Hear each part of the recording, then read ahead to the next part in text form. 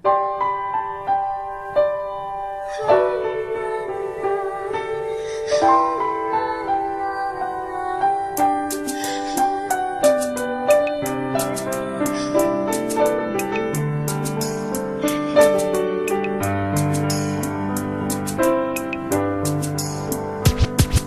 was 3 years old nang ikaw ay na-meet. Napahanga ako sa taglay mong bait. Ikaw ang guest ko sa tuwing birthday, pati sa room ko. Ikaw ang display, di ka na nawala sa alaala. Ikaw lang talaga at walang kagaya. Ikaw ang gusto ng mga friends ko, at di ko alam pati parents ko. Ano ba ang meron ka na wala sa iba, at napapangiti pag nakita ka na sa mga poster at maging sa TV. Inaabangan ng iyong movie. Bata pa ako noon nang maramdaman ko to. Ayoko ng iba, ikaw ang gusto ko. At sa aaminin ko, maniwala ka, mas gusto kita kaysa kay Darna.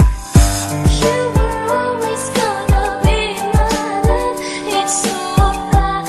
다르가 도마다 꿈이 언제되고 I remember to love. You taught me how.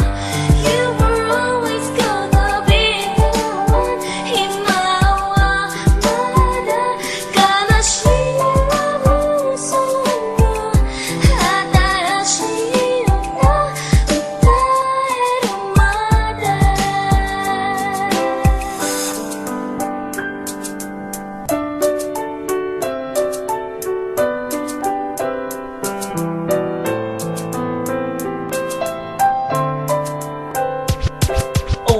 Oh why, bakit ganito? Gusto ko ikaw lang nasa tabi ko. Mga poster mo at mga magazine, sa buhay ko hindi kita kayang alisin. So pati sa cellphone at mga gamit, ikaw ang nakalagay sa aking bedsheet. Ako ay nalungkot nang ika'y nawala. Ano ba ang mali na aking nagawa? Pakiusap naman kahit nasa dali, para lang mabawi ang mga bighani at muling umiti at di na umiyak. Magpakita ka lang, gusto kong matiyak na buhay ka pa rin.